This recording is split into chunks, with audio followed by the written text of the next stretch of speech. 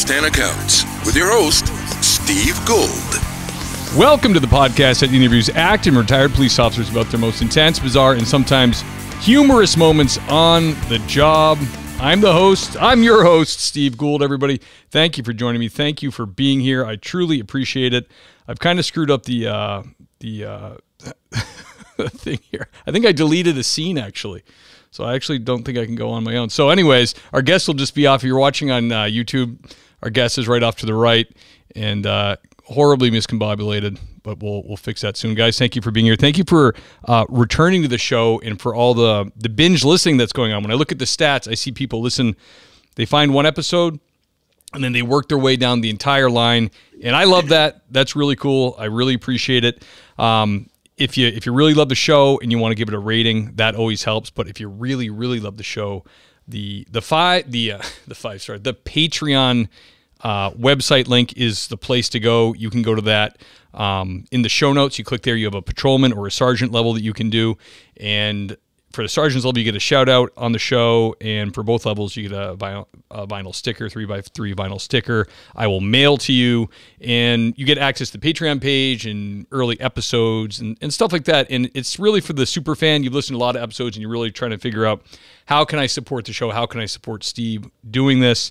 It helps pay for the website costs, the podcast hosting costs, all the different little, I got to pay for the software monthly to edit the podcast. All those little things add up. So with the Patreon members, every month they go to pay the bills, the money's right there, and bam, it's taken care of. And it's really great, guys. So if you absolutely love the show, that's the place to support.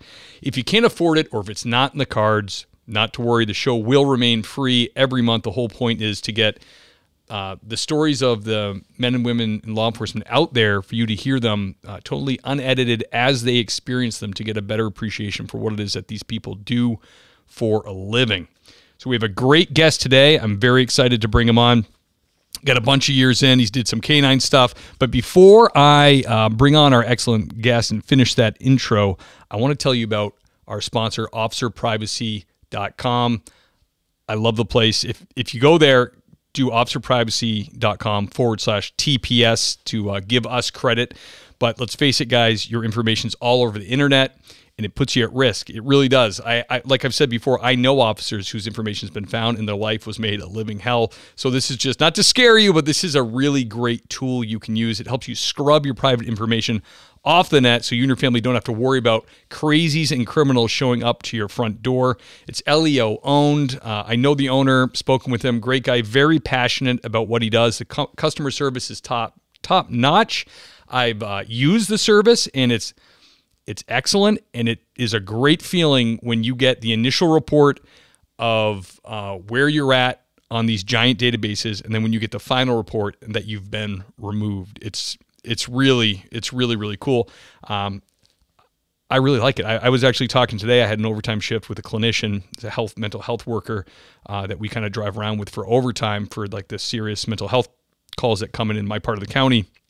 I was telling her about it. I'm like, you guys should look at this. You should get into this, because you're dealing with a lot of people that are mentally unstable, and they know how to Google. And if it's at their fingertips, why not make it a little bit harder? So she was very interested. So I sent her to officerprivacy.com/TPS, of course. The link is in the show notes. So guys, support the show by supporting an excellent product by checking out officerprivacy.com. So without further ado, guys, I want to bring on a man that did 20 years, K-9 Army. He did 10 years in the civilian section. He did one of those stints was with Pulaski County Sheriffs in Missouri. He did K-9 patrol. At one point, he held the rank of corporal. He supervised K-9 division. He's, oh yeah, that's right. This is what I kind of talked with him about this before. My handwriting's terrible, but he also breeds and trains canines, the Malinois, the ones the Maligators, the ones that everybody are after, the high drive, high production dogs. It's Hold the Line Canine that he runs, so that's really neat. I'm gonna have some questions for him about that too, because canines fascinate me. So without further ado, let me bring on the great David Jones. David! Well, thank you for that. Thanks for having me on, Steve. Oh, my pleasure. Absolutely, man. I love your background. David's got, if you're just listening, he's got the American flag, United States Army, insignia on it with a bunch of different, what are those, challenge coins? Yeah, a bunch of challenge coins. In fact, I just got that piece earlier this year. I had a smaller thing and I ran out of room. My wife got me that one. I like it, dude. It's actually a perfect backdrop for a podcast. Let me ask you about the challenge coin. Is it true that those were, I'm not a military guy, but what I was told was if you went to the bar and you slapped your challenge coin on the bar, the guy that didn't have his with him had to buy a round. Is that true? You know, I think that's kind of an old school thing. I haven't heard any of the younger military folks actually talking about that, but I know early in my days, like 22, 23 years old, that was sort of a thing. Either that or you did push-ups or something that they would be inventive on. But I think those are the old ways that maybe they have died with the old soldiers. I don't know. Yeah. I think the only reason I even know about them is because the police world has kind of latched onto them the last 20 years. The police world has coins now because, I mean, let's face it, guys like neat inscribed heavy metal things like that. They're neat. And I think I asked somebody, maybe my dad's an old Navy guy. I asked him, like, well, what is it? Challenge to what? And his only response was the whole bar thing. So I'm like, well, maybe that's just what he did, you know? Yeah, I've seen some folks do poker chips now because obviously the metal coins, they have some cost. Right. But I've seen some folks going down to the plastic poker chips. So yeah, those are out there too. I had a company approach me once. They said that they would make me a TPS challenge coin, a Things Police See challenge coin. And they wanted to work some kind of deal where, like, if people purchased through their link, then I would get some revenue or whatever. But like the main thing was they were going to make me a challenge coin. And I was like, I'm not being a military guy. I was like, I don't, who's going to have that? Who wants a podcast challenge coin? What are they going to do with it? You know? I'd take one. I think a lot of people that collect them, they'll take it, trade it, or whatever the case may be. So that might be good for something for you to have in your pocket when you're doing face-to-face interviews or something. Yeah, maybe I'll have to reach back out. It would be pretty neat to have like a legit engraved challenge coin with TPS on it. I feel like I made it at that point, you know? Something memorialized forever. So when you're in the Army, you did K-9 for 20 years. Were you mostly on bases, or what was your function for the beginning of for the first 20-year chunk? Yes. So when it comes to the Army and military police and K-9, what happened with me, at least, you get to a certain rank and you can't do that stuff anymore. So at the younger folks at the lower ranks, they get to patrol around and work the dogs. But I retired as a first sergeant. So by the time I was the pay grade E7 and then first sergeant's E8, by the time I reached that, I couldn't necessarily play with the dogs anymore. I could supervise some folks, but that was about it. I always try to keep my hand involved, though. Yeah, isn't it a shame? It's not like the police where you could just, if you wanted, you could just sit and patrol and do K-9 your whole career, or you could be a detective your whole career. But in the Army, they're kind of like, we're bumping you up. You're done with it. And that's actually what led me to the Pulaski County Sheriff's Department. That's how I ended up there, because I wanted to do something with K-9, and I offered them my services as a trainer. But when I went into the office to just offer those services, little did I know I was going to walk out of that office with a badge, credentials, and a gun. I love it. I did not plan that, but apparently they were waiting for someone like me to walk in. Hey, man, if the military's already taking care of your training and they can get you, they'll get you. That's what. And Texas has Ann Carasalis, who came on the show. In Texas, they actually, and maybe other states like this too, but they'll take your military police training and they'll certify you with the state to be a police officer in Texas. So you don't even have to go through like a municipal or state academy. They'll just take your military police time and give the old boot-a-doot. You're good to go. Is that what happened to you? Yeah, Missouri does it as well. They got two types of license, an A and a B license, and depending on how many hours of training you have. And of course, I had the A license because I had the military police training, but I also at that point had went through a civilian police academy years before that. So an application process, they check all the credentials, background check, and then you have a license to to be in law enforcement in that state. You just got to find someone to employ you. That's great, man. And is that a post state, Missouri?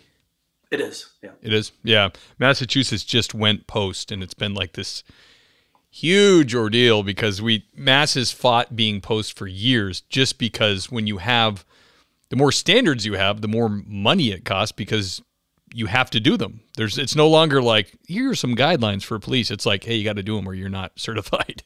So because of police reform, Mass decided to do post, and Mass training has always been, our academies are over 800 hours long. There's not a lot.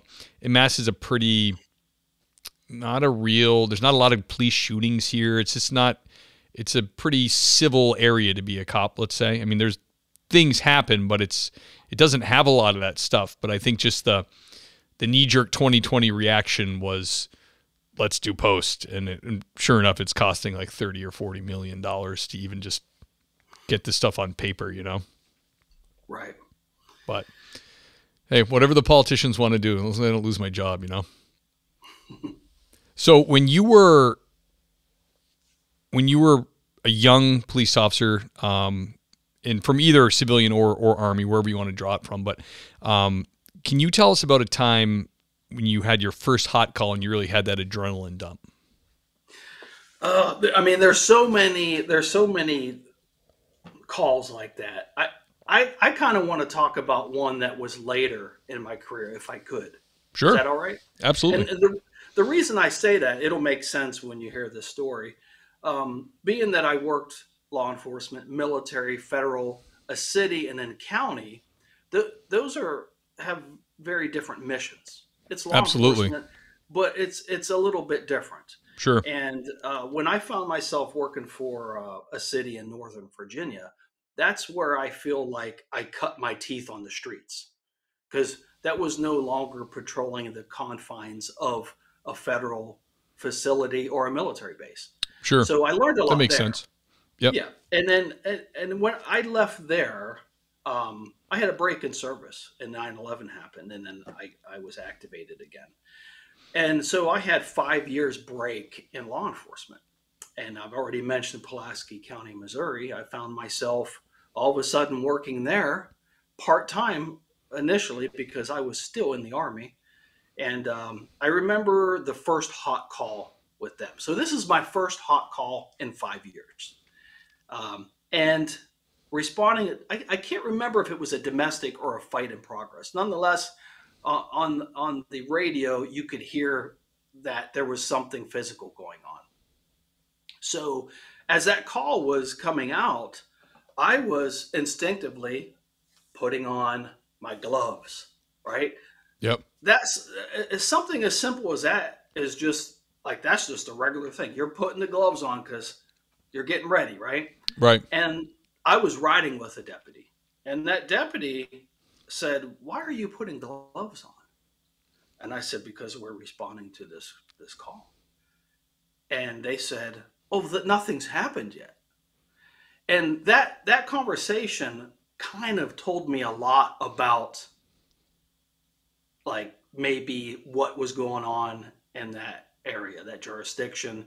Maybe the training was different. Maybe the experiences were different. Because for me, it was just that simple thing of putting the gloves on. Right. Yeah, I mean, just the heightenedness, you probably more than likely are going hands-on. Right. And so you're ready for it. And this person was saying to me, well, I'm not going to do that unless something's happening. Well, then it's too late. By then it's too late. Exactly right. You took the words right out of my mouth. So, I had different training background, Yep.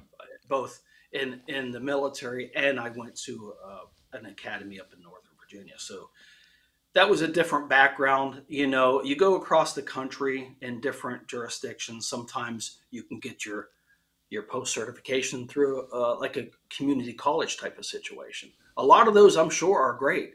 Maybe some of them are, maybe they're not. I can only assume those little things. You can't teach those little things in a classroom. Getting your butt ready to put hands on somebody and putting on some leather gloves or neoprene gloves or whatever the case may be, that's just a learned on the street thing. So Right. that kind of showed me a lot on, about that first hot call I went on in 5 years. Yeah, absolutely. Did it? Nothing happened. Yeah, it was BS when we got there. So even though through dispatch and everything sounded like it was physical and punches were being thrown, it was just someone exaggerating on the phone is what it was. Yeah. It's so funny you said that about the gloves, man. I just had this conversation last week where I said, where I used to work, anytime I went on a call that sounded like it was physical, I would always put my gloves on the drive there. Because I just, for a lot of different reasons, it protects your hands. You actually feel, the better grip you get, you actually feel more capable. To me, like my hands don't feel like they're as fragile when I have the gloves on. I feel like they feel protected. And then especially your knuckles, if you had to punch somebody or there's a blade involved, you have the gloves. It's some layer of protection. And where I work now, it's a smaller community in Western Massachusetts, and things do happen, but not so often. But I've gotten to the habit of just never putting them on. And the reason I stopped was because I felt like when I was doing it, it was making people at the call feel like I was going to do something to them. You know what I mean? Like, oh, there's this one cop with the gloves on. Like, I want to see this guy. He's going to be the one to grab me.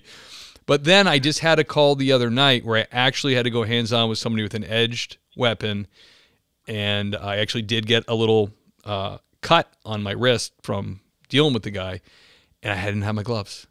And I told myself after that, I go, damn what everybody else thinks about these friggin' gloves. I felt less confident doing what I had to do because I didn't have those damn gloves. Yeah. You're bringing back memories. A lot of stuff is just like muscle memory, even after I've been out of the game for a while now. But as you were saying that, I was thinking, just put them in your back pocket all the time on a normal call, because you're on a normal call and my gloves would be in my back pocket. Right. And as I start seeing things, blah, blah, escalating, then as we're having a conversation, I'm over there quietly putting them on. Right. Because they're not in my car, they're in my back pocket. Yeah, absolutely. I used to do that too. I used to have my back pocket, and I got to the point where I didn't even feel them when I sat down. They were just there, Right.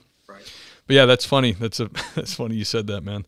All right, David, can you tell us, actually, what, let me just fix something here. Totally unprofessional, because David was a good sport with me, like pushing the interview. I made it earlier, then I had to push it back a little bit because I was working overtime shift, and I was just being a pain in the ass about the whole thing. And then I ran in from work to get on, and I didn't set up your. So does your canine company have a Instagram handle I can put on the screen?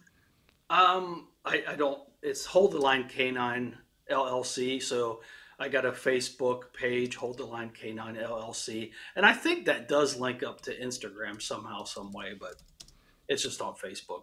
Okay, I'll put up David Jones. It's a good name.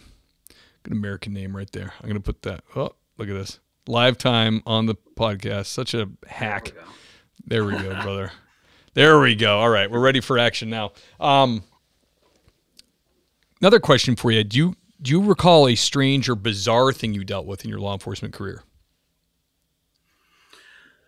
Yeah. So I was responding to what would be a residential alarm.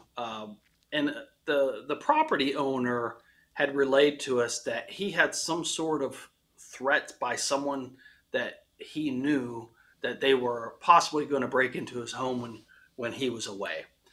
And so we had that. And so that was kind of in the back of my mind. It's not just the typical residential alarm. And it wasn't, because it was a large property. Of course, when I got there, the home was completely locked. Couldn't see anything in there. Had dispatch call back and find out if he wanted us to wait on scene for someone with a key so we could clear the inside. And what he wanted to do was have us clear all the buildings on his property. Well, this property, it hosts the Haunted Hill event every Halloween. And so this is an outdoor haunt out there in Missouri that you would walk through, sort of like a fake Western looking village. Like some buildings were real buildings and some buildings were just just the front and sides. So it was kind of a fake building. But what I found out real quick was they leave all the props, all the decorations, and all the buildings and everything set up the whole year, and they just use it over again Yeah. at Halloween. So now I'm out there with me and my dog clearing these real buildings and fake building structures with all these props and mannequins and what I seen a whole bunch of what I thought were fake spider webs strung between all the buildings, except they weren't fake.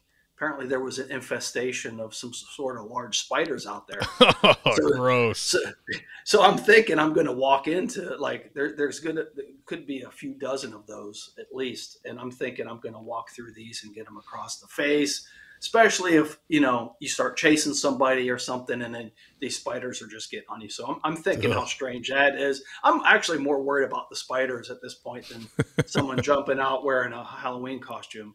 But there's mannequins and stuff, so you're kind of looking at the mannequins, and my dog's not worried about a mannequin. Well, it's not a real person then, obviously, because the dog would know the difference. Right. But there was no one on the property, but just the fact that I had been to that haunted hill at nighttime and walked through that with my family. Now I'm walking through it on duty with my dog, and just seeing all this stuff. And at the same time, I don't know if someone's hiding out there. So I'm doing my Yeah. job, and I'm being cautious and let my dog work ahead of me and everything. But for bizarre, I'd say that's bizarre and strange. I don't think that happens too often.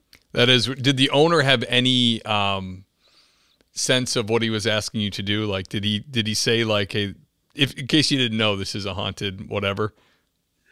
I wasn't having direct conversation with the property owner. It was dispatched. So I mean, I think that place is kind of known in that county because they have that every year, and they pay off-duty law enforcement to work security there and stuff like that. So, yeah, he wanted his buildings cleared, and I would have thought that they would take that stuff down after the Halloween season and not just leave it up through the winter, spring, and summer. Because I think this was probably springtime when I went through. Right. Now, when you have a canine for something like that, is he just 100% a bite dog?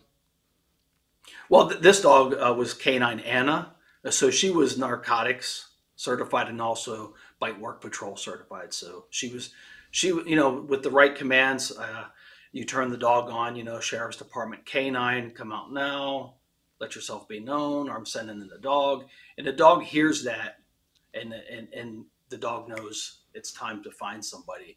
And if somebody's hiding up there, the dog's out in front of me, and the dog will find him. Really? So she would do both drugs and bites. Yes, that's correct. Is that pretty common? I think so, yeah. Is it? It's funny because where I worked, first agency I worked at, we had a dog, a big shepherd that just did bite work, but we didn't have like a real tumultuous area that we worked. So I was always kind of like, it was actually it retired right before I came on, and I just thought like, why do we have wouldn't drugs be more? Because we had a highway that went through town. I'm like, the drug part would be good, but the biting part seems like that happens like a couple times a year. Like, it seems like they should learn the drug part. I didn't know if they could do both.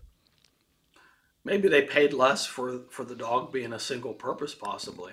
Yeah, it could be. And this was a long time ago too. So it was, the officer actually was sergeant. He's a good dude. He actually first got a Rottweiler canine, and it was back when they were trying Rotties out. It looked cool as hell and intimidating, but it failed the police academy. It couldn't. I don't know if they're smart enough, but I don't know that they have the strong enough senses for it. I'm not sure. I don't think I've trained any of those. I will tell you though, like usually dogs are dual purpose, especially like a Belgian Malinois like I had. But I have found that some agencies nowadays, they only want the detection capability because they don't want the liability of a bite dog. So Yeah. because I've had people call me before, and I would just automatically start training these dogs when they're young for both detection and bite work. But I would have someone from a department call me, and we would talk about the training. And as soon as I mentioned that I did bite dog training, oh, we can't have that dog. And I'm like, oh, you want a Belgian Malinois that doesn't bite people. Okay. Yeah, get a black lab then, Yeah, exactly. Exactly. Because whenever I see a lab, I'm like, oh, it's an agricultural dog or it's a drug dog. It's not a bite dog. Right. I mean, I suppose a lab could be a bite dog, but they just don't have the temperament for that, right? Yeah, they're not designed for that. Although the lab is the breed that bites the most people. So Is it the most reports for like hospitals to take dog bites treatments and stuff. It's a lab, but the lab is the predominant breed in the country. exposed to a lot of kids? Probably a lot of annoying little hands. Right. I know shepherds. I have a shepherd now. His name's Cash, and he's like 3.5. He's like almost 100. He's got to be about 130 pounds. He's huge, and the breeder's bred for huge size and temperament and health. So he's an awesome dog, but he is gigantic, and I can't imagine if he were to. He would be terrible for police work because he's like a imperial walker when he stands up. He's like so tall. He's not athletic at all. He's just a big like kind of like a big horse or something. But I wonder I kind of wonder because her breeding standards were very strict. She did personality tests and stuff. I wonder if he could have been trained to do stuff. Or do you think he's too big? Yeah, I think most dogs are trainable, and I have, especially for detection. I've trained a lot of different breeds for detection. Do you think when you retire a canine, is there usually the handler would take the dog? I'm guessing because that's what I've seen.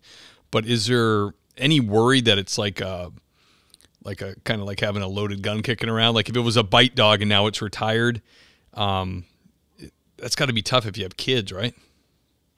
Right. Well, I think in that situation, a couple things happen. For one, the dog's already been in that environment with the family, so the dog has spent most of its life with that family while the dog is actually an active duty canine. You got that. So when they retire, they're just home with their family. And two, you have the age thing. As they get older, most dogs generally will mellow out. Right. And instead of like with the Malinois, instead of just running circles around your house and not stopping and not laying down and taking a nap, as they get older, they will start relaxing and they'll start laying down at your feet and taking those naps and chilling out. Right. I always question when I see Malinois as like a personal dog, someone who's not connected to training. It's like, man, that seems like a lot. That's like buying a border collie. It's like that thing is pumped all the time. Yeah. That can't be a good house dog. He can't be satisfied with 1 walk or 2 walks a day. He's got to be driving them nuts, eating their shoes and all that stuff.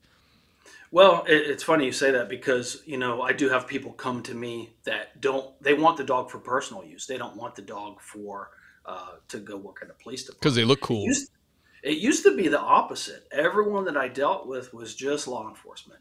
But now it's kind of flipping around the other way. And I have to screen those people. I can't just get, I have to ask them, what is it that you plan on doing? If the answer is, I just want a dog to sleep on the floor while I make a fire at my house and read a book, no, that's not your dog. Get a hearth dog like a lab. But we have people that are very active lifestyles. They hike, they go on runs, they might do dock diving, they might. I got a guy that has one of my dogs, not law enforcement. The dog goes on the kayak with him. The dog goes on the, I don't know, those longboards you stand on. Yeah, he'll go on that, fishing with them, hiking with them. So the dog is constantly doing stuff because this guy has a very active lifestyle. So that type of fit, especially when they say something to me like, "This is not my first Malinois," then that's usually a good fit for someone like that. Yeah, that makes sense. My cousin is a sergeant with the Maine State Police, and he has one of those dogs. And then his wife got a puppy for their house dog, and it was like, okay, well that makes sense because he can guide you in training the dog, and he's trained in training dogs, so that works out. That checks out. But yeah, as far as owning one, like our second shepherd we ever had was from an Eastern European or Eastern German line, and I just thought he looked awesome. He's black and red. His dad was a Dachshund bite champion. You know what I mean? Like, he just was cool. And I was on overnights for like 5 years. So I'm like, what's a perfect dog to be home with my wife and kids later when I'm at work, because he'll be, you know, on patrol. The biggest mistake I ever made was buying this dog. And in the end, I felt bad for him, because it was like, he bonded so hard to me that he would knock over chairs when I got home, spinning around, freaking out, wanted me to do stuff with him. Like, so high prey drive, wanted to kill other smaller animals, tore one of our neighbor's dogs. Like, a neighbor had like a little wiener dog, grabbed it and shook it like a toy. It was like $6,000 worth of damage to the dog. Oh, man. You know, he just was like, but the breeder never said to me, hey, do you have any experience, or what do you plan to do with the dog? Maybe because I was a cop at the time and she figured she wasn't going to question me. But I kind of wish she had been like, hey, this dog is like, personality type wise, he's type A. Like, he's high drive. So if you're going to like sitting him at home, walking him twice a day and not like challenging him, it's going to be a problem for you. I wish he had said that, because his whole life, like you say, when he hit 7, I always say that when he hit 7, he became a good dog. Like, I liked him. He still did the patrols of the property. He still acted appropriately stoic with strangers, but he didn't do all the other crazy ass stuff that he was doing the first 7 years of his life. And I felt bad when I look back at it now. I feel bad that I gave him a life that was like subpar for him. He just was not, we weren't matched well, you know, and he just kind of he was like a ping pong ball in my house for 7 years. Yeah. Huh. Interesting. So you're doing the right thing, vetting people out a little bit, you know? Oh, absolutely. It's just being responsible. It's being responsible, and you know, you don't want to have to take the dog back from somebody because they couldn't handle it, and just get the right person for the dog to begin with. Do you have a memorable bite story from your dog biting somebody? Yeah, again, it's going to be Canine Anna. When I was at Pulaski County, I worked 2 dogs when I was there, but the first one was Canine Anna. There was a domestic call. Seems like those are the popular ones, and the most dangerous. A domestic call. We show up on scene, 2 of us, and what had happened was a husband and wife had their nephew from Tennessee adult nephew, staying with them, and he, I guess, had got drunk and was slapping them around a little bit. Jeez. So by the time I found out more about this guy that I didn't know, but I found out more later on that he had been released from prison in Tennessee and it came out to Missouri to stay with his aunt and uncle. But I didn't know that at the time. I found out later because he ended up going to jail. But anyway, So we show up, and of course this guy's gone, you know. And this is like a trailer and on a dirt road in the middle of the woods, pitch black, nothing else around. And we look around for him a little bit. He's gone. You know, 9 times out of 10, this guy ain't going to be back for a day or 2, right? He's going to get the heck out of there because he knows what's coming. Yeah. So about 20 minutes, we leave the scene. We clear the scene. About 20 minutes later, call again, 911. Same place, same situation. So in my mind, I'm like, we got to find him now because he's going to just keep coming back. And I don't want to be responding back to this all night long playing this game. So look around the property again, don't find him. So I decide to take a walk down this dirt road with my dog. I take a knee, and me and my dog are just listening.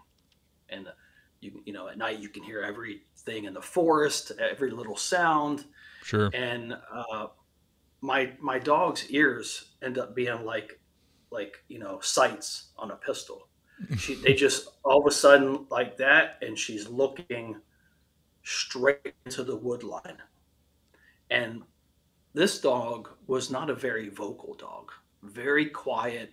Only time she would growl or bark was for a reason. And I heard that low growl. And I was like, shit, this guy's right there. And so I start calling out the commands. Keep in mind, there's another deputy in the area looking around, right? Yeah, you got to be careful of that, so right? Yeah. Well, I know where he is. He's further down the road. We took up different like points to kind of listen and look, and he's down there. And I give him my commands, and I hear nothing. And she's ready to go, so I let her go, and she gets on this guy. He is about. Put it this way, he's close enough I could have picked up a rock off the road and thrown it, and he was that close I could have hit him with it. So now the dog's on him, and he's screaming that he wants to give up. And I give up, all these apologies and all this stuff like that. So where I made the mistake was, since he wanted to give up, I called my dog off. And that was my mistake that I never did again after that, because as soon as I called the dog off, he took off running. Yeah. So apparently he wasn't giving up. So now we're running after him again. And in the process of running after him deeper into the woods, this crappy little radio that my agency had that didn't always work in certain spots in the county anyway, that radio went flying somewhere in these woods. So now I'm without a radio. And this was back before they had these really nice digital radios that 800s apparently. Yeah. Yeah. So this was the old school, all that stuff. Low band. And yes. They had switched a couple years after that. And so now, not that the radio would have worked anyway, probably, but now the radio's gone, and we're on foot chasing this guy, and the dog nails him again. And he's fighting this dog. He's kicking this dog. He's punching this dog. What's he got? One of his arms or his legs? She was getting him all over. So part of the training was teaching a dog how to fight. And that's not always, if an arm comes at you, you bite it. If a leg comes at you, you bite it. And not just, fixated on one point of biting. So Sure. She's doing that. And now I'm fighting him, and the dog's fighting him. And we're on the ground. I got him on the ground. And this dog is biting him. She ended up biting him everywhere you can think of. Arms, the little meaty portion under your armpit right there. Oh, man. And this is pitch black dark. So I kept on putting the light on my gun that's in the holster, so I would at least get some sort of illumination going down my leg out of the bottom of the holster. So that was the only illumination I had, except for the dog had a blue strobe light on her harness, which is directed towards the tail end. So obviously you could see the dog up ahead of you in the dark. So you got that blinking. You have the little bit of light going down from the holster. And I got one cuff on this guy. And every time I would just about get the other wrist close to he would feel the metal. And this guy probably had about 100 pounds on me at the time. And he was a stronger guy, a bigger guy. And I just couldn't muscle him. I just couldn't muscle that other cuff, because he would like act like he was giving up. Yeah. And as soon as he felt the cuff, he just just spread out. He got my whole can of pepper spray. So yeah, for some reason, a lot of folks nowadays they don't carry pepper spray. I still would, because it has its, it at least got him to where he couldn't see good and stuff like that. But I emptied a hole in the process. 12 minutes. The fight was 12 minutes. That's long. A long one. Yeah, 12 minutes long, and with no way to call on a radio. So, I can't get this other cuff on him. And somewhere in the process, oh, by the way, every chance he would get, he would try to get my gun. Oh, jeez. And I did a little wrestling in high school, and I realized just, keeping your hips away and just turning your hips, and he's not gonna get the weapon. But he did a couple of times try to get his hand on it, and he just couldn't. I ended up in good fashion of being in the woods and being a deputy sheriff. I took the other cuff and I locked it onto a tree, kind of a small diameter tree, but nonetheless a tree. Yeah, good thinking. Yes, because I knew I had to get to my phone, and I needed a free hand. So I kept my weight on him. He had one hand to a tree, one hand free, with a dog biting him. And I got It's a bad night for him. a real bad night for him. I got my phone out and I called 911. And 911 doesn't know who the heck. When they pick up, they don't know who it's going to be. And I start screaming at them, and they're asking me, "Where am I?" And I'm thinking, I'm on the call you sent me on. I'm where I'm supposed to be. What are you talking about? I tell them my number and my name. I'm where I'm supposed to be on the last call that I was on looking for this guy. And we're sending units there. What's not so good is apparently the other guy that was with me didn't see me and just went back in service. Never checked in with me to see, hey, are you still out here? By the way, he had to drive past my car to leave that road. So that's screwed up. Yeah, I didn't give him too much trouble over that because he knew. So that was enough right there that he knew. Wasn't trying to bust balls too bad. But anyway, they came in. They really didn't know where to look for me, but they seen in the distance the little blue strobe, which is this little strobe light on the dog's harness about the size of a quarter. Right. And it would blink like every 4 seconds. One blink, one blink, one blink. And they seen that in the distance, and they come running down somewhat of a little hill. And I'm fighting with this guy. They don't know that he's handcuffed to a tree, and they like gang tackle this guy off of me. And they're like, give me your other arm. And I'm like, he can't. It's handcuffed to a tree. And they're like, what the tree? What the hell? But yeah, that's thinking on your feet. You're not going to get his arm behind him. No academy is going to teach you to handcuff someone to a darn tree. Right. But that's just, I figured there was no way that I was going to get his other arm. And fighting for 12 minutes, because that's how long, by the way, the 12 minutes is how long they timed it from the 911 call. So the 911 call to them arriving on scene and calling that they got him secured, that was 12 minutes. So it might have been a bit more.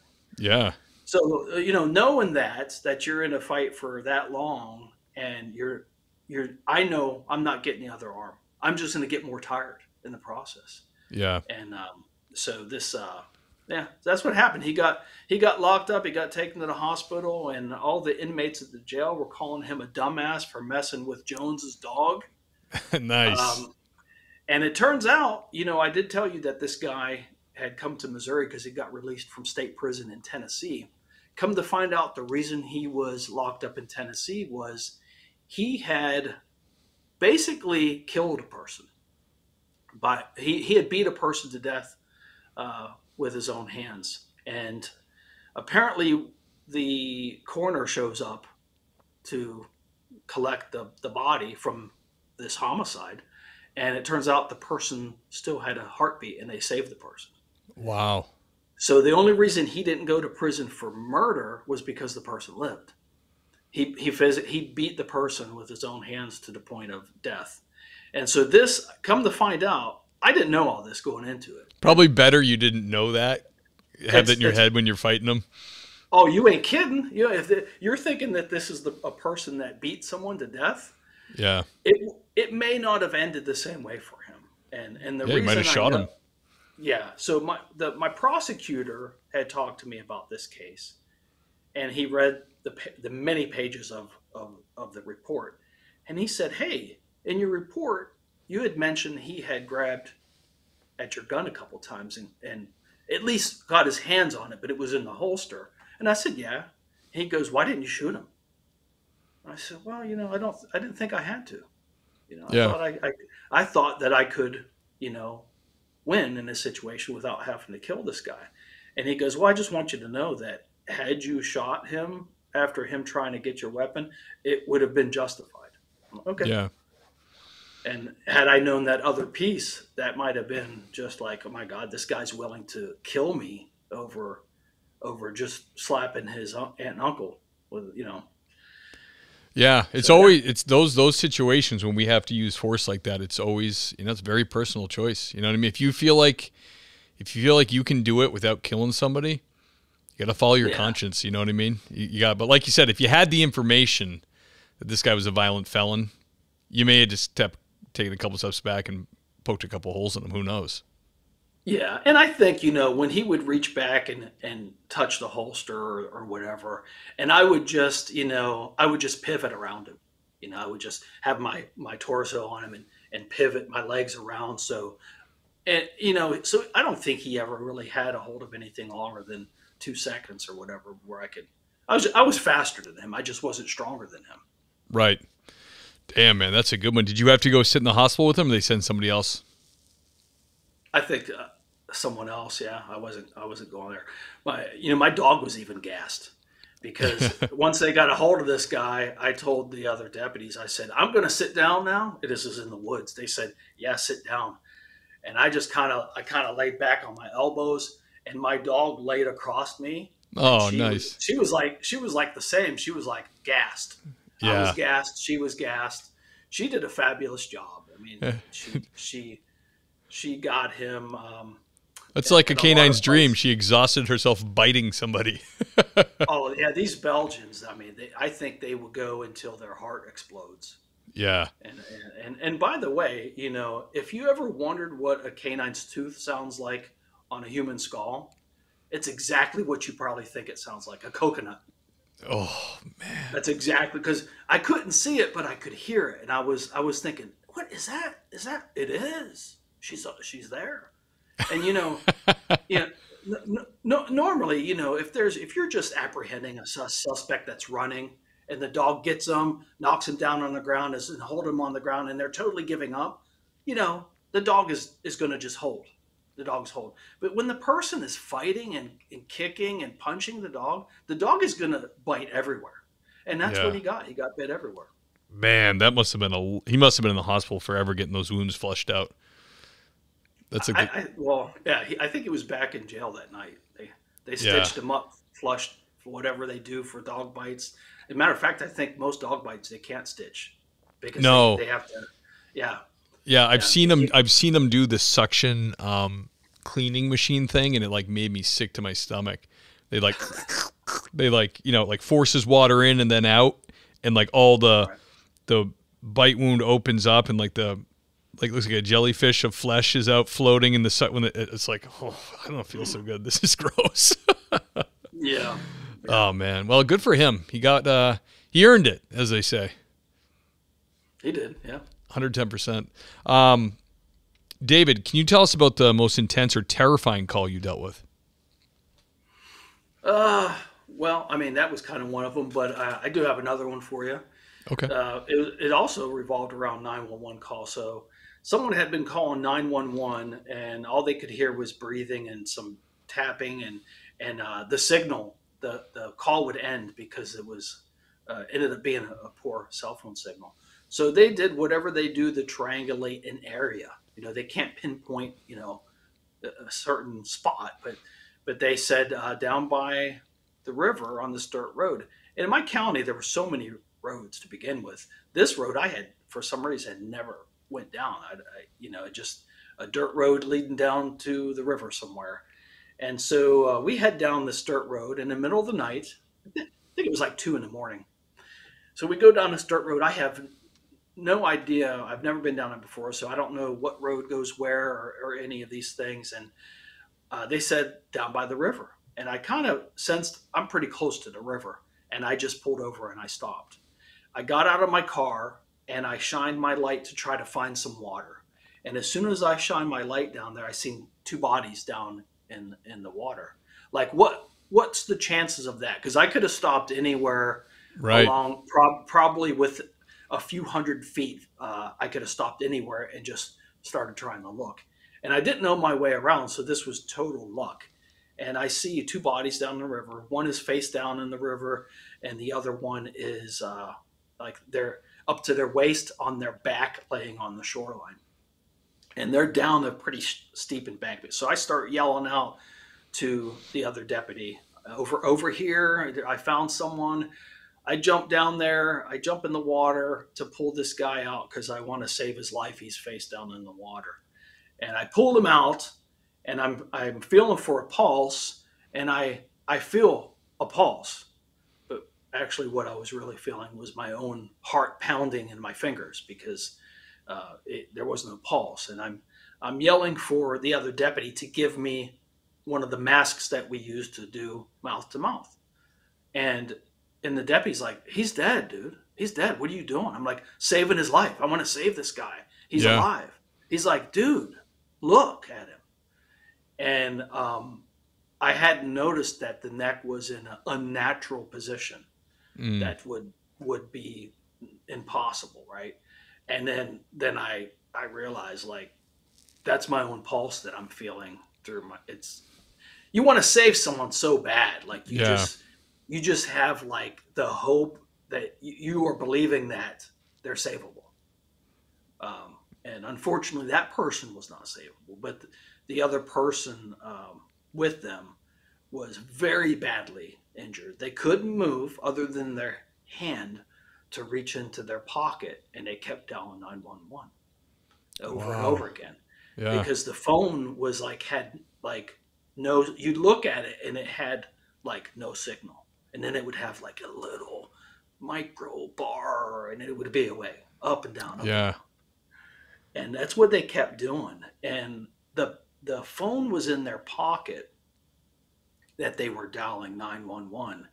And they were in the river deep enough that their pants were soaking wet, but the phone wasn't submerged. Like it was almost submerged. So this person was just lucky all around to be able to get to their phone, and then their phone wasn't. I mean, another 6 inches, it would have been in the water dead. The phone would have been. And 2 a.m, who was going to find these guys along a secluded area of the river on a dirt road? They probably, the guy was so injured he probably wouldn't have made it the night. But it was once firefighters and paramedics showed up and we had more people and equipment. Even with the equipment that they had, it was very hard getting this guy from the riverbank up this embankment. And every movement, they put him on one of these plastic things that kind of went around his body and strapped him in. It was a flexible type thing. I'm not a paramedic, so I'm not sure, but every little movement was severe pain for this guy. He's howling. And, because they had an ATV accident, is what they did. Is that what it was?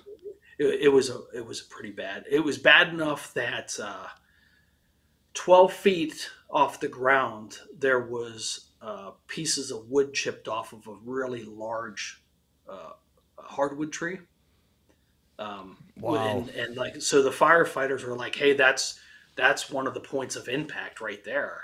And that's 12 feet in the air. So their ATV must have did some bouncing, and to a point that objects hit the tree 12 feet off the ground. Damn. So they must not have known they were coming up on a river or something. Something went wrong. It's a dirt road. They were probably sliding. I think it was one of those racer type ATVs as well. So those are those are crazy fast. Banshees or whatever, super fast. Yeah. Like I got a couple ATVs that are just like the utility type. Mm-hmm. If you gun it, it's going to go fast, but it takes a few seconds, and then it's going to top out at like 35 miles an hour or something like that. But those racers, you gun it, you're probably they're like dirt bikes. Instantly. Oh yeah. Yeah, I remember when I was a kid, there was a lot of two-stroke dirt bikes. They hit the power band, and now I think all the dirt bikes are 4-strokes and they're just as fast. But I remember the 2-stroke was like the beast. It was like unbelievable, dude. That's crazy. So when you have where you worked, when you had an ATV crash or a recreational vehicle, say, crash, did you guys book those, or would the wardens do that? Well, if it wasn't us, it would be the state police. So the nice thing about working at a sheriff's department is that the state police were always eager to do crash type situations. And I think being that there was a fatality involved, they would have to do that. Yeah, where I am, the environmental police, our game wardens, do all ATV and boat crashes. So they. Well, this was I mean, this was a state road, like a county road. So it wasn't. They were traveling on an actual named road, even though it was dirt. Oh, So okay. technically, they were on a. They shouldn't have been on that road, but yeah. Treated as a motor vehicle.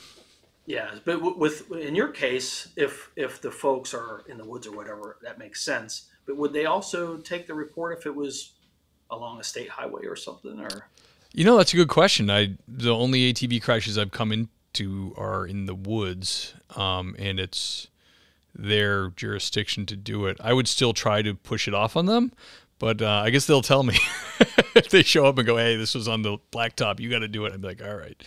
But because they have the kind of the expertise. They're all certified in ATV stuff, and they know what to look for and all that. But I thought I'd just ask you that because it's different everywhere. Everywhere is so different, Yeah.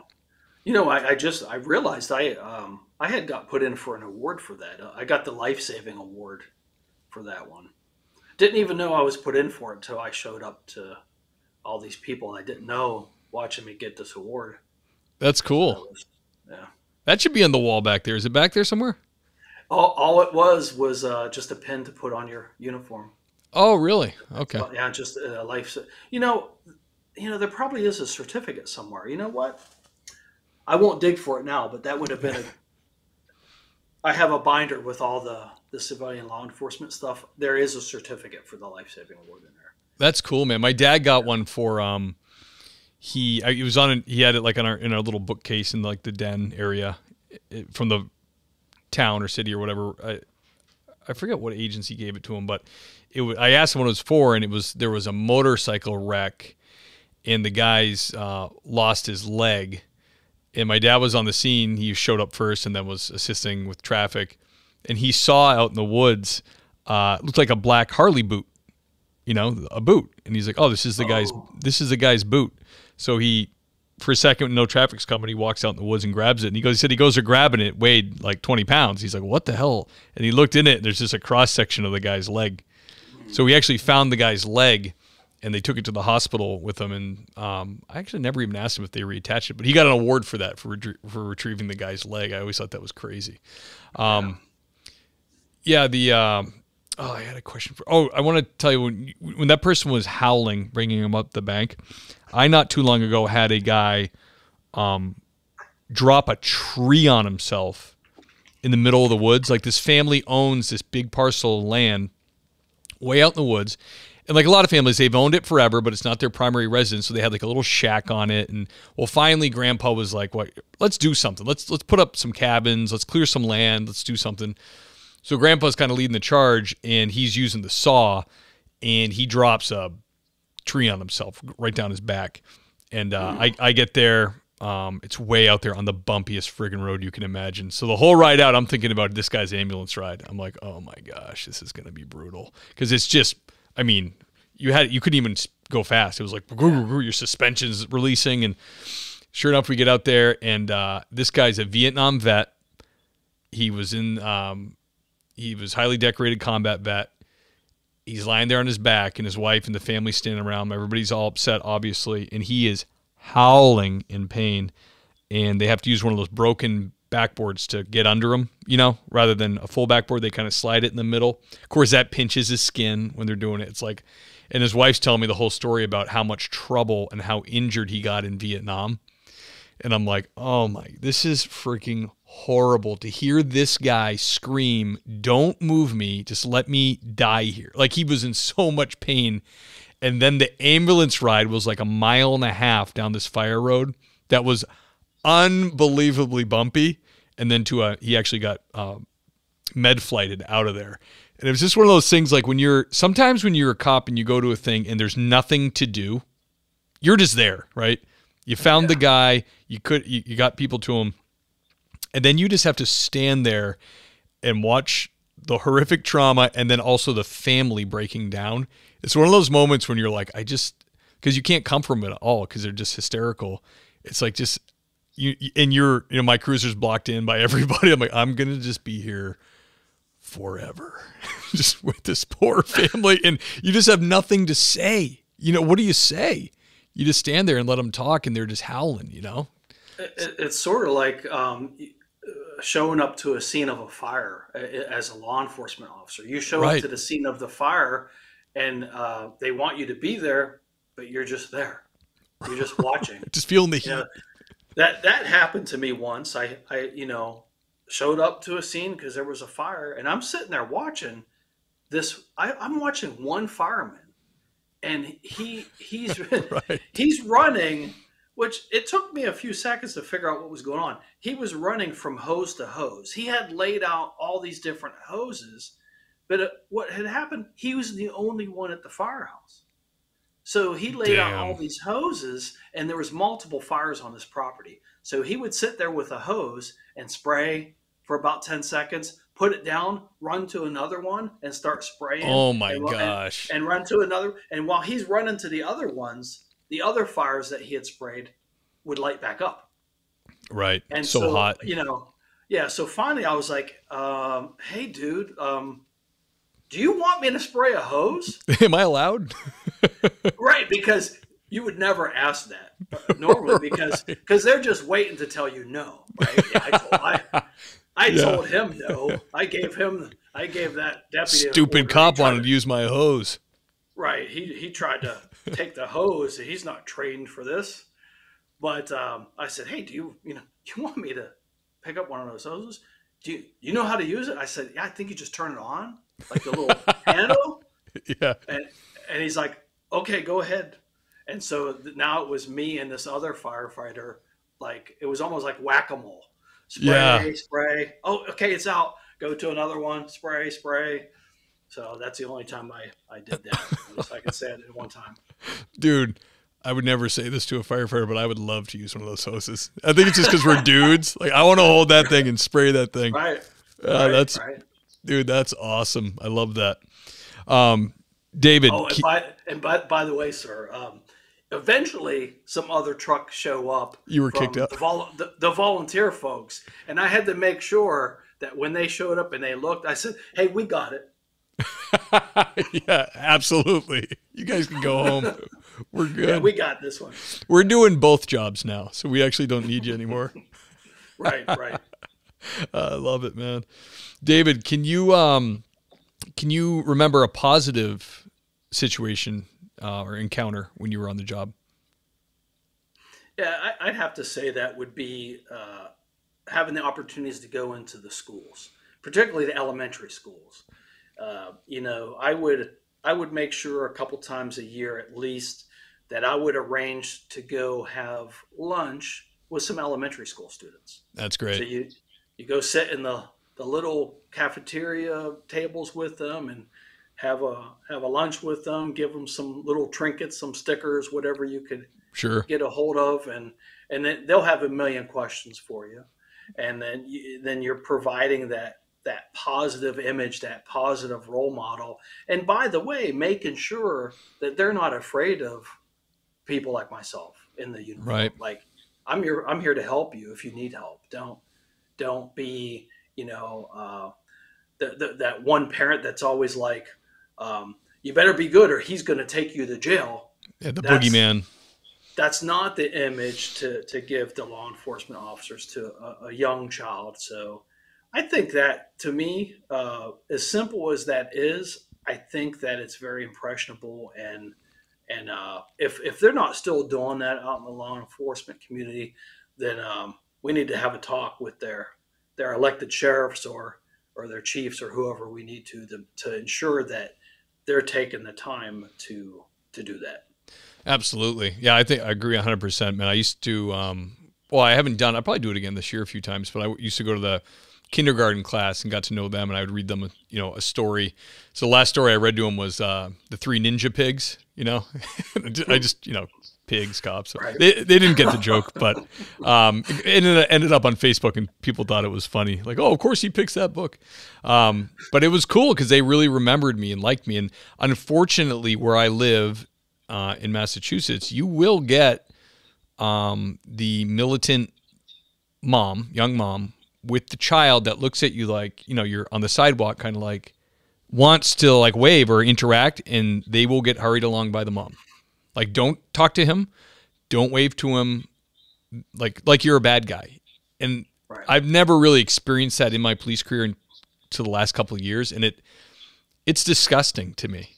It's like it's usually, you can tell it's the mom with the blue hair streak in her hair and whatever other gauged earrings, or not all people like that, but you can Right. tell the template of the progressive that hates you, and she's teaching that to her kid, and you just want to run over there and be like, high five the kid and be like, because they're naturally curious about police and fire. They think it's so cool. Right. But I know she's getting into that car and the mom's going, they hurt people. He would, if you got in trouble, he may hurt you on accident or on purpose. Like that really bothers me. Like really gets to me. Yeah. Sometimes the few out there are our own worst enemies, though. Too, it just takes one law enforcement officer to ruin it for the rest of us, too. Yeah, people don't give us they don't play the stats with us. It can be one person and all 1 million cops in America are that guy. You know how it is. Something happens across the country, you go into work, and all of a sudden you're catching crap for it, and you're like, I don't remember being a California highway patrolman. I didn't, you know what I mean? Or whatever the agency is that did something that's perceived as bad. We all got to pay the price, So, hey, that's what we sign up for. We already know it going in. That's the way it's going to be, Right, exactly.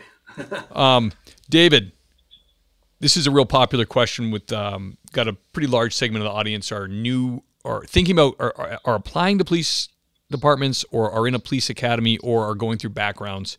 Could you give some advice to new police officers getting into the field?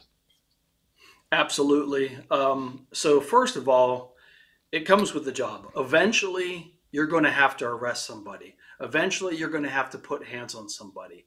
Eventually, you're probably going to have to write a citation for something. It's going to happen. But I think people need to remember every single person that you're dealing with, they are somebody's son, someone's daughter, someone's husband and wife, brother or sister. So treating people with respect is going to get you respect.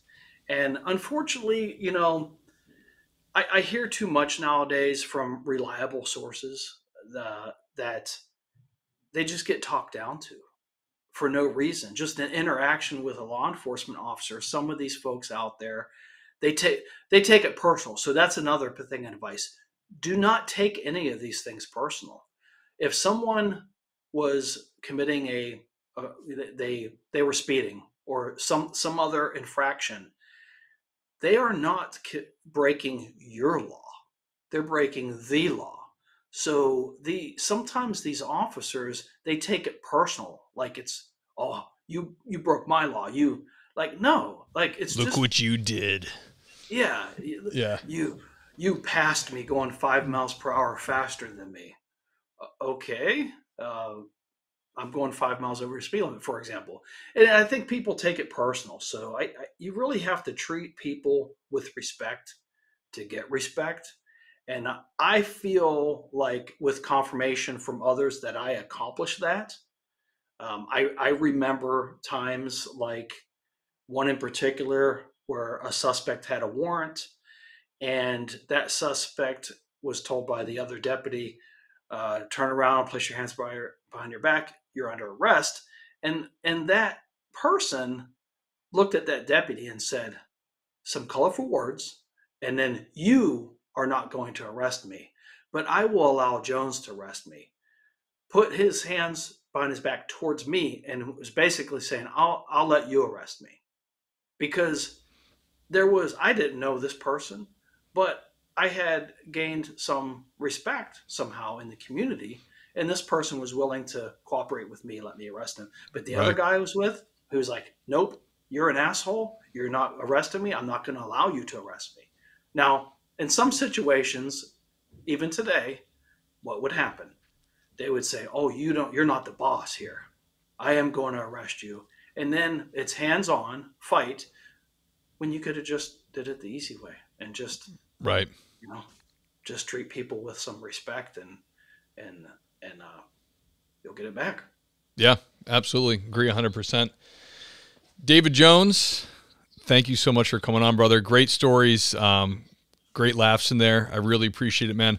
I have to do the outro for the show. Can you hang on for just a couple minutes? Absolutely, and thank you for having me on. My pleasure, man. And like I said before, it was an honor to have you. And when I go out here, somehow I deleted the thing I'm supposed to use, so you're just going to be there, but I'll put you on mute. Sounds good. All right, man. The great David Jones, ladies and gentlemen. Honor to have him. Great funny stories. Really good times. Thank you, David, for coming. Guys, today, this is a time, man, I'm full of it. Shouldn't have worked today. It's really scrambled my brain. This is a time in the show when I thank the Patreon sergeants specifically. Who I'm talking about is Adam McMahon, Clark Lockoff, Nancy Hammond, Zach Haney, Brad Thompson, Kyle Roberts, Jace Crow, Christian, Elliot Sykes, the great Dave Ellman, ladies and gentlemen, Richard Tolles, keep on trucking, brother, be safe out there, Doug and Kelly Newman, I'll see you at church, Dan Carlson from Burley Boys, check him out, Scott Young, Wayne M. Miller, retired ATF and author, Nick Noose, the great Thomas Connell, ladies and gentlemen, Dennis Carrasquillo, you're a champ, brother, thank you, George Tessier, see you at church, my man, Motor Cop Chronicles, that's the Iceman, check out his podcast, Greg Gadboy, the great Ben Peters, ladies and gentlemen, Scott Minkler, Tammy Walsh, hold it down at Dispatch, Sean Clifford, Braden Walker, Sasha McNabb, Mike Wynn, the great Jason Lau, Lauren Stimson, Jake Pinedo, the great John Shoemaker, James Rose, Seth Wright, Tony Fahey, everybody, William James Long, that's Deputy William James Long to you, the great Andy Biggs, Chris June, love ya, Adam Mihal, Gary Steiner, and the handsome Lane Campbell. Guys, I'm running out of steam. Thank you so much, Patreon supporters. You keep the lights on over here. I truly appreciate that. And also thank you to our sponsor, officerprivacy.com/TPS. Support our sponsors. Support the show by supporting our sponsors. Plus, it's a fantastic product, guys. Thank you for tuning in, and I will see you next week.